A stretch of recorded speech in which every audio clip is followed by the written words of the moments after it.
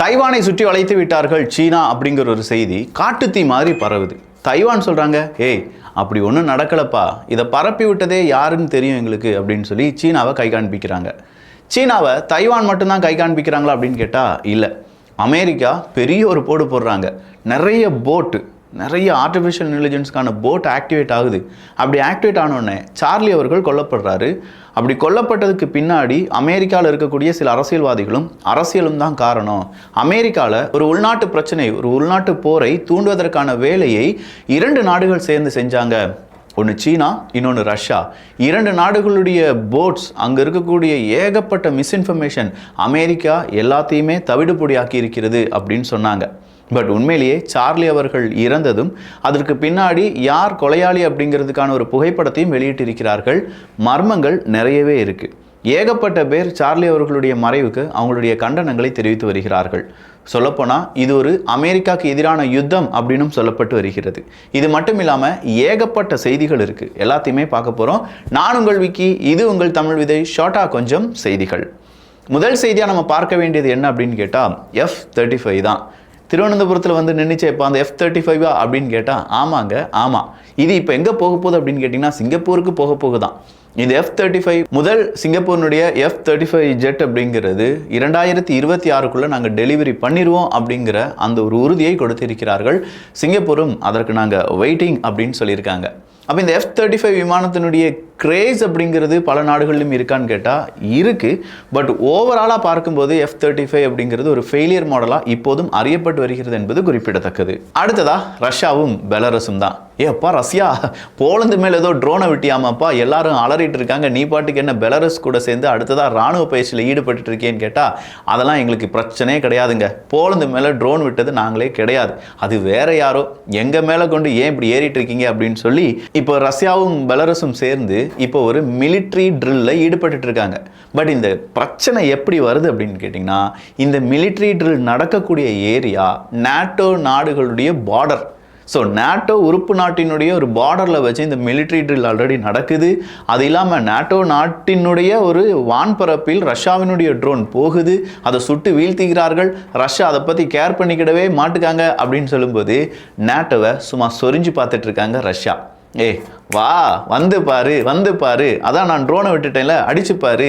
அப்போ நேட்டோவினுடைய நட்பு நாடுகளை எப்படி பாதுகாக்கிறது, நேட்டோக்குள்ளே இப்படி நம்ம உள்ளே போனோம்னா, நேட்டோ நாட்டினுடைய வான்பரப்புக்குள்ளே உள்ளே போனோம்னா நேட்டோ நாடுகள் எப்படி ரியாக்ட் பண்ணுவாங்க, நேட்டோவினுடைய ஒற்றுமை எப்படி இருக்குது, இது எல்லாத்தையுமே ரஷ்யா சோதித்து கொண்டு இருப்பதாக செய்திகளை வெளியிட்டு வருகிறார்கள். பட் இது ஒரு சோதனையா இல்லை அடுத்த கட்ட வேதனையா அப்படிங்கிறதெல்லாம் நாட்டோ நாடுகள் தான் சொல்லணும். காரணம் இருக்கு. போலந்து நாட்டுக்குள்ள ரஷ்யாவினுடைய ட்ரோன் வந்தது ஐரோப்பிய ஒன்றிய எதிர்காலத்துக்கு மிகப்பெரிய ஆபத்து அப்படிங்கிறது இன்னைக்கு ஐரோப்பிய ஒன்றியம் ஒரு தீர்மானமாக வெளியில் விட்டுருக்காங்க. ஐரோப்பிய ஒன்றியத்தினுடைய எதிர்கால பாதுகாப்பிற்காக இப்போவே போலந்துக்குள்ளே வந்து ட்ரோன், அதுக்கான காரணமான நாடு அவங்களுக்கான தண்டனை கொடுக்கப்பட வேண்டும். அப்படி இல்லைனா வழமையாக இது இனிமேல் செய்யப்படும், இது ஐரோப்பிய ஒன்றியத்தினுடைய எதிர்காலத்துக்கே தீங்காக மாறும் அப்படிங்கிற ஒரு பெரிய பேராகிராஃப்லாம் எழுதி அதுக்கு ஐரோப்பிய ஒன்றிய நாடுகள்லாம் சைன் போடும்போது ஹங்கேரி கேட்குறாங்க, என்னப்பா இது உண்மையிலேயே ரஷ்யாவினுடைய ட்ரோன் தானா, உங்களுக்கு உறுதியான கிரெடிபிள் சோர்ஸ் ஏதாவது இருக்கா, ஃபால்ஸ் ஃப்ளாக் ஆப்ரேஷன் அப்படிலாம் சொல்லி அதற்கும் ஒரு முட்டுக்கட்டை போட்டிருக்காங்க. ஸோ ஹங்கேரி இருக்கிற வரைக்கும் ரஷ்யாவை ஐரோப்பிய ஒன்றியத்துக்குள்ள பெரிய அளவில் ஒரு எதிரியாக மாற்றக்கூடிய அந்த வேலையில் ஈடுபடுவது அப்படிங்கிறது கொஞ்சம் ஸ்லோ டவுன் ஆகிட்டு இருக்கு என்பது இதனாலேயே நமக்கு தெரியுது. அடுத்ததாக பிரேசில் தான். பிரேசிலுக்கு எதிராக அமெரிக்கா ஏங்க அந்த டேரிஃப் 50% போட்டாங்க? போல்சோனோ அவர்களை நீ ஏன் அரெஸ்ட் பண்ணியிருக்க, போல்சோனோ அவர்களை நீ ஹவுஸ் அரெஸ்ட் பண்ணியிருக்கனால தான் 50% டேரிஃப் அப்படின்னு சொல்லி ட்ரம்ப் அவர்கள் சொன்னார். லுலா அவர்கள் சொன்னாங்க, பரவாயில்ல நீ போட்டுக்கோப்பா, இந்த டேரிஃபை பற்றி ஓண்டெல்லாம் நான் பேச மாட்டேன், நான் சீனாட்டையும் இந்தியாட்டையும் பேசிக்கிறேன் அப்படின்னு சொல்லிட்டு லுலா அவர்கள் ஒரு டாட்டா பாய் சொல்லிட்டு வந்துட்டார். இன்னைக்கு என்ன செஞ்சிருக்காருன்னா, அதே லுலா அவர்கள் பிரேசிலுடைய அரசாங்கம், அங்கே இருக்கக்கூடிய நீதிமன்றம், இந்த ஆட்சி கவிழ்ப்பு அப்படிங்கிறத ஒன்று ஏற்பாடு செய்வதற்கு தலைமைத்துவம் தாங்கியது போல்சோனோ அவர்கள் தான். லுலா அவர்களுடைய ஆட்சியை கவிழ்ப்பதற்காகவும் அங்கே பெரிய அளவில் ஒரு இன்செக்யூரிட்டி ஏற்படுத்துவதற்காகவும் போல்சோனோ அவர்கள் தான் முடிவு செய்தார். அவர் தான் இதற்கு திட்டம் தீட்டி கொடுத்தார், அதற்கான ப்ரூஃப் எல்லாமே இருக்குது அப்படின்னு சொல்லி அவருக்கு 27 வருஷம் இப்போ சிறை தண்டனை அப்படிங்கிறது கொடுக்கப்பட்டிருக்கிறதாம். இந்த வழக்கை நடத்தினது பிரேசிலினுடைய சுப்ரீம் கோர்ட்டு தான். மொத்தம் ஒரு ஸ்பெஷல் இன்வெஸ்டிகேஷன் டீம் எல்லாம் போட்டு 5 ஜட்ஜஸ் இதற்கு தீர்ப்பு வழங்குகிறார்கள். அந்த 5 ஜட்ஜஸில் 4 ஜட்ஜஸ் 27 வருடங்கள் 3 மாதங்கள் போல்சோனோ அவர்கள் இனிமேல் சிறையில் தான் இருக்க வேண்டும் அப்படின்னு சொல்லி அதற்கான தீர்ப்பை வழங்குகிறார்கள். டோட்டலாக இவர் மேலே 5 வழக்குகள் அப்படிங்கிறது பதிவு செய்யப்பட்டிருந்தது. இந்த 5 வழக்குகளுக்கான ஒட்டுமொத்த தீர்ப்பாகத்தான் 27 வருடம் 3 மாத சிறை தண்டனை அப்படிங்கிறத கொடுத்துருக்காங்க.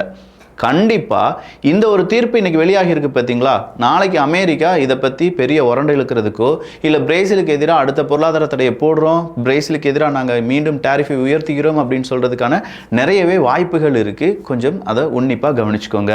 அடுத்ததாக சவுத் கொரியா. சவுத் கொரியாவினுடைய ஒர்க்கர்ஸ் அமெரிக்காவினுடைய விசா தவறாக பயன்படுத்தி தங்கி இருந்தாங்க அப்படின்னு சொல்லி அவங்களை அரெஸ்ட் பண்ணதும், மறுபடியும் சவுத் கொரியாவுக்கும் அமெரிக்காவுக்கும் இடையே பேச்சுவார்த்தை நடந்ததாகவும் அதன் பிறகு அமெரிக்கா அவங்களை விடுதலை செஞ்சுட்டாங்க. இப்போ அந்த ஒர்க்கர்ஸ் எல்லாருமே சவுத் கொரியாவுக்கு போயிட்டு இருக்காங்க அப்படிங்கிற தகவலும் வெளியானது. இந்த இடத்துல சவுத் கொரியா என்ன சொல்கிறாங்கன்னா, அமெரிக்காவினுடைய விசா ப்ராசஸ் அதனுடைய எக்ஸ்டென்ஷன் இதை பற்றிலாம் இன்னும் கொஞ்சம் ரீஃபார்ம் பண்ணுங்க. இப்போ நீங்கள் அமெரிக்கா புதுசாக நிறைய சட்டத்திட்டங்களை உருவாக்குவதால் இதை எப்படி ஃபாலோ பண்ணுறது அப்படிங்கிறதே பல நாடுகளுக்கும் தெரியல, அந்த நாட்டினுடைய மக்களுக்கும் தெரியல. அமெரிக்காவில் நாங்கள் இனிமேல் வேலை பார்க்க வேண்டும் என்றால் விசா ரீஃபார்மேஷன் அப்படிங்கிறது கண்டிப்பாக தேவை அப்படின்னு சொல்லியிருக்காங்க. இது சவுத் கொரியாவுக்கு மட்டும் ஏற்பட்ட பிரச்சனை கிடையாது, என்டையர் வேர்ல்டில். குறிப்பாக அமெரிக்கர்களுக்கு தான். வெளியிலேருந்து யார் வந்தாலும் அவங்கள நாங்கள் எப்போ வேணாலும் சோதனை செய்வோம், அவங்கள எப்போ வேணாலும் நாட்டை விட்டு வெளியில் போக சொல்லுவோம், அவங்களுடைய விசாவை நாங்கள் கேன்சல் பண்ணி நாடு கடத்துவோம். இது எல்லாத்தையுமே ட்ரம்ப் அவர்கள் புதுசாக திணிச்சிட்டு இருக்காரு. அப்போ இந்த பிரச்சனையை முடிவுக்கு கொண்டு வந்தால் மட்டும்தான் எங்கள் நாட்டிலேருந்து மனிதர்கள் உங்கள் நாட்டில் வேலை செய்ய முடியும். ஸோ அதை நீங்கள் கொஞ்சம் கண்காணித்து தான் ஆக வேண்டும் அப்படிங்கிற ஒரு கோரிக்கையை வச்சுருக்காங்க சவுத் கொரியா. ஆல்ரெடி சவுத் கொரியாவுக்கும் அமெரிக்காவுக்கும் நல்ல நட்பு இருக்கிறதுனால இந்த ஒரு கோரிக்கை அது அக்செப்ட் செய்யப்படும் அப்படின்னு சொல்லி எதிர்பார்க்கப்படுகிறது. ஏன்னா சவுத் கொரியாவினுடைய சில முக்கியமான சிப் நிறுவனங்கள் எல்லாமே இப்போது அமெரிக்காவிலும் அவங்களுடைய வேலையை அவங்களுடைய பிரான்ச்சை ஸ்டார்ட் பண்ணியிருக்காங்க. அப்படி இருக்கும் பட்சத்தில் கண்டிப்பாக சவுத் கொரியாவிலேருந்து நிறைய என்ஜினியர்ஸ் இங்கே வேலை செய்வதற்கோ லேமேன்ஸ் இங்கே வர்றதுக்கோ வாய்ப்புகள் இருக்குது. ஸோ இந்த நேரத்தில் மறுபடியும் சட்டத்திட்டங்களை கடுமையாக்குகிறோம், நீங்கள் உங்களுடைய விசா கேன்சல் செய்யப்படுகிறது அப்படின்னு சொல்லும்போது சவுத் கொரியாவுக்கும் அமெரிக்காவுக்கும் அது சிக்கலை ஏற்படுத்தும், ஒரு விரிசலை ஏற்படுத்தும். அது வேணாம் அப்படிங்கிறது தான் சவுத் கொரியாவினுடைய இப்போதைய எண்ணம். அடுத்ததா சார்லி கிர்க் அவர்கள் கொல்லப்பட்டார். அவரை யார் ஷூட் பண்ணியிருப்பாங்க அப்படிங்கிறதுக்கான ஒரு புகைப்படத்தை FBI இன்னைக்கு வெளியில் விடுறாங்க. அந்த புகைப்படம் வெளியில் விட்ட கொஞ்சம் நேரத்திலேயே அடுத்த ஒரு புகைப்படமும் வெளியிடப்படுகிறது. இவர் தான் இப்படி ஷூட் முடிச்சுட்டு இந்த ஒரு ஷூட்டிங் பண்ணிட்டு அப்படி போயிட்டாரு, இவர் தான் ஷூட் பண்ணியிருக்கணும் அப்படின்னு சொல்கிறதான் கிடைத்திருக்கக்கூடிய தகவல். பட் இன்னும் அவரை அரெஸ்ட் பண்ணலை என்பது குறிப்பிடத்தக்கது. அப்போ இந்த சார்லி கிர்க் அவர்கள் மிகப்பெரிய அளவில் ஒரு கன்சர்வேட்டிவை சார்ந்த முக்கியமான ஒரு நபராக பார்க்கப்பட்ட போது ட்ரம்ப் அவர்கள் அவருக்கான இரங்கலை கொடுத்தார். அவர் மாதிரி சார்லி மாதிரியான அமெரிக்காவை நேசிக்கக்கூடிய அமெரிக்காவினுடைய எதிர்காலத்துக்காக உழைத்த ஒரு மனது வேறு எங்கேயுமே இருக்காது, அவரை நாங்கள் இழந்து வாடுகிறோம், இதெல்லாம் செஞ்சது லிபரல் லெஃப்டாக தான் இருக்கும், கண்டிப்பாக லெஃப்டிஸ்ட் இதற்கான தண்டனை அனுபவிப்பார்கள் அப்படின்னு சொல்லி டோட்டலாக வலதுசாரிகள் இடதுசாரிகள் அப்படிங்கிற மாதிரி இந்த பிரச்சனை மாறிக்கிட்டே இருக்குது. அடுத்ததா ஏஐ சாட்போர்ட் பார்த்துருக்கீங்க, ஏஐ இமேஜ் ஜென்ரேட்டர் பார்த்துருக்கீங்க, ஏஐ மினிஸ்டரை பார்த்துருக்கீங்களா? இப்போ அல்பேனியாவினுடைய prime minister first AI generator minister அப்படிங்கிறத அவருடைய மந்திரி சபையில் அமைத்திருக்கிறார். அப்போ இந்த ஏஐ மினிஸ்டர் எதுக்காக அப்படின்னு கேட்டிங்கன்னா, அல்பேனியாவில் குறிப்பிட்ட ஒரு இடத்துல அவங்களுடைய டெண்டர்ஸ் எல்லாத்தையுமே சரிபார்ப்பது என்பது இந்த ஏஐ மினிஸ்டர் தான் செய்யுமா. ஸோ டெண்டர் கொடுப்பது, டெண்டர் யார் எடுத்திருக்காங்க, டெண்டர் எவ்வளவு கால அவகாசம் இருக்குது, இது எல்லாத்தையுமே ஏஐ செய்கிறதுனால இந்த டெண்டர் ஃபால்ஸான இடத்துல தப்பான இடங்களுக்கு போகிறதோ, இல்லாட்டி ஒரே நபர் அதிக டெண்டர் எடுக்கிறதோ, இல்லை ஒரு டெண்டர்னுடைய காலாவதி முடிந்தும் அது எக்ஸ்பயர் ஆகாமல் இருக்கிறதோ, இல்லை இந்த வருஷத்துக்குள்ளே இந்த டெண்டர்ஸ் கொடுக்கப்பட வேண்டும் அப்படிங்கிறதுக்கான அந்த ரிமைண்டர், இது எல்லாத்தையுமே சரிப்படுத்திட முடியும். அப்போது டெண்டரில் நடக்கக்கூடிய முறைகேடுகளை ஏஐ இந்த மினிஸ்டர் சரி பண்ணிடுவார் அப்படின்னு சொல்லி அல்பேனியாவினுடைய பிரைம் மினிஸ்டர் சொல்கிறார். செம்மையான ஐடியா, இதெல்லாம் தமிழ்நாட்டிலையும் இம்ப்ளிமெண்ட் பண்ணணும். ஏன்னா ஒரே மாதிரியான டெண்டரை 10 நிறுவனங்கள் கொடுக்குறாங்கன்னா அந்த 10 நிறுவனங்களும் சேர்ந்து திருட்டுத்தனத்தில் ஈடுபட்டு இருக்காங்க அப்படிங்கிறது தான் அர்த்தம். இதை விட அரசாங்க ஊழியர்கள் இந்த டெண்டரை அவங்களுடைய இஷ்டத்துக்கு அவங்களுடைய மாப்பிள்ளை மச்சானுக்கு கொடுக்கறது அப்படிங்கிறதுலாம் காலாகாலமாக நடந்துட்டு இருக்கு. டிரான்ஸ்ஃபார்மர்ஸினுடைய அந்த டெண்டர் டிஎன்இபியில் என்ன நடந்துச்சு அப்படிங்கிறதெல்லாம் தெளிவாக அறப்போர் இயக்கம் வெளியில் கொண்டு வந்த பிறகு கூட அதை பற்றி அதிகமான டாக் அப்படிங்கிறது உருவாகலை. அப்போ இந்த ஏஐ மாதிரியான டூல்ஸை, டெண்டர்ஸ், அதில் நடக்கக்கூடிய முறைகேடுகள், ஏதாவது தவறு தவறுகள் நடக்கும் பட்சத்தில் அதை திருத்துவதற்கான வாய்ப்பு இது எல்லாத்தையுமே இம்ப்ளிமெண்ட் பண்ணிட்டோம்னு வச்சுக்கோங்களேன், எப்படி இருக்கும் கொஞ்சம் யோசிச்சு பாருங்களேன். தமிழ்நாடுலாம் சும்மா ஜக ஜக ஜக ஜகன் மாறிடும். ஆனால் என்ன, அரசியல்வாதிகளால் ஊழல் செய்ய முடியாது, அரசு அதிகாரிகளால் வேலை செய்யாமல் இருக்க முடியாது. இது இரண்டுமே நடந்துருச்சுன்னா நல்லா இருக்கும். இது இரண்டுமே நடக்காமல் பார்ப்பதற்காகவே நிறைய பேர் இருக்காங்க என்பதும் குறிப்பிடத்தக்கது. சரி, இந்த மினிஸ்டர்னுடைய பெயர் என்ன தெரியுமா? டெய்லா அப்படிங்கிறது தான். ஸோ டெய்லா ஏஐ மினிஸ்டர், வித்தியாசமான ஒரு செய்தி. உங்கள் நண்பர்களுக்கு இந்த செய்தியை மட்டுமே நீங்கள் சொல்லலாம். அடுத்ததா, நேட்டோ நாடுகள் ஏர் டிஃபென்ஸ் சொல்யூஷன் என்ன அப்படிங்கிறத பற்றி யோசிக்க ஆரம்பிச்சிருக்காங்களாம். ஏன்னா போலந்துக்குள்ள இப்போ ரஷ்யாவினுடைய ட்ரோன் போனதுனால பெரிய அளவில் பயம் ஏற்பட்டிருக்கிறது. எனவே நேட்டோ நாடுகளுக்கு இந்த ஏர் டிஃபென்ஸ் சிஸ்டம் அடுத்த கட்டத்துக்கு எப்படி கொண்டு போகிறது, எந்தெந்த நாடுகள்கிட்ட ஏர் டிஃபென்ஸ் சிஸ்டம் அப்படிங்கிறத அதிகப்படுத்த வேண்டும் அப்படிங்கிறத பற்றிலாம் இப்போ நேட்டோ நாடுகள் யோசிக்க ஆரம்பித்திருப்பதாக சொல்லப்படுகிறது. ஏய், அமெரிக்கா வியாபாரத்தை ஆரம்பிச்சிட்டாங்கன்னு சொல்லுங்க. எங்ககிட்ட ஏர் டிஃபென்ஸ் சிஸ்டம் இருக்கு, ரஷ்யாவினுடைய ட்ரோன் வந்துடும் வாங்க, எங்ககிட்ட ஏர் டிஃபென்ஸ் சிஸ்டம் இருக்கு.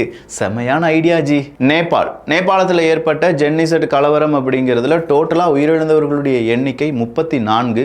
இப்போ கொஞ்சம் கொஞ்சமாக இராணுவமும் காவல்துறை அதிகாரிகளும் அந்த போராட்டத்தை, கலவரத்தை எல்லாமே ஒடுக்கி இயல்பு நிலைக்கு திரும்பிக் கொண்டிருக்கிறார்கள் என்கிற செய்தி வெளியாகி இருக்கிறது.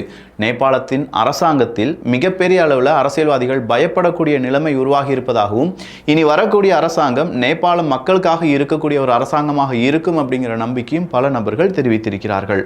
அடி உதவுற மாதிரி அண்ணன் தம்பி உதவ மாட்டாங்கன்னு சொல்லுவாங்க பார்த்தீங்களா, இப்போ உதவுவாங்க நேபாளத்தினுடைய அரசியல்வாதிகள். யுனைடெட் அரப் எமிரேட்ஸ் இன்னைக்கு இஸ்ரேலினுடைய அம்பாசடரை கூப்பிட்டு, என்னப்பா இது, எங்களுக்கு எதிராக நிறைய விஷயங்கள் செஞ்சுட்டு இருக்கியாமே, அரபுலக நாடுகளுக்கு எதிராக நீ பாட்டுக்கு தாக்குதலாம் நடத்திட்டு இருக்கியாமே, இதெல்லாம் சரிப்பட்டு வராது அப்படிங்கிற ஒரு எச்சரிக்கையை கொடுத்துருக்காங்க.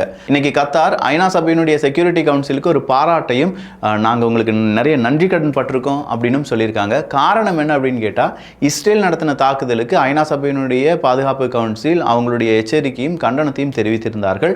அதற்கான நன்றியை கத்தார் அரசாங்கம் கொடுத்திருக்கிறார்கள். ஸோ ஓவராலாக நிறைய செய்திகள் பார்த்துருக்கோம். இந்த செய்திகளை பற்றி உங்களுடைய கருத்துக்கள் இங்கே வரவேற்கப்படுகின்றன.